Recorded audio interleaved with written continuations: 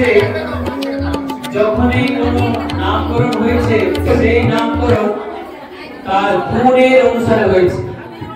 তো গুণ অনুসারে হওয়ার পরেও আমরা সেই নামকে গুণ অনুসারে হওয়ার পরেও এই নামের যে মাহাত্ম্য এটা আমরা দেখতে পাই কোথায়? আগেকার দিনে মহাভারতের যুগে যেসব নামগুলো হয়েছে বা ঋষি মুনিদের সময় যেসব নাম হয়েছে তাদের সেই নাম দৈবিক গুণ সম্পন্ন ছিল, তাদের সেই নাম আধ্যাত্মিক ভাব ভঙ্গিমায় ভরপুর ছিল, তাদের সেই নাম রসাত্মক অর্থাৎ গুণগত মান অনেক বেশি ছিল। বর্তমান সময়ের ব্যবহার যেসব নাম সেই নামের মধ্যে শ্রুতির মধুরতা থাকতে পারে কিন্তু গুণ মধুরতা আমরা তখনকার নামের মধ্যে পেয়েছি।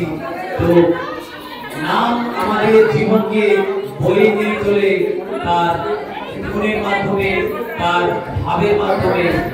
নামের অর্থ নাম প্রত্যেকটা বর্ণের মধ্যে বীজ মন্ত্র আছে।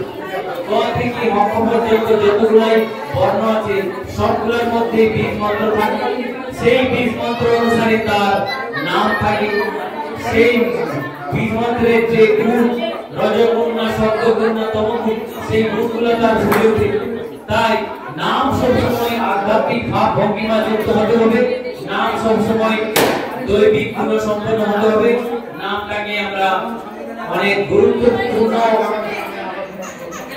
ভাবে যাতে রাখতে পারি, তাই নাম রাখার পূর্বে অবশ্যই আগেকার দিনে মানুষরা ঋষি মুনিদের মাধ্যমে সেই নামকরণ করত এবং সেই নামের মাধ্যমেই তারা তার জীবনটাকে গড়ার চেষ্টা করত। তাই নামকরণ অনুষ্ঠানে নামের মাহাত্ম্য আছে। ধন্যবাদ।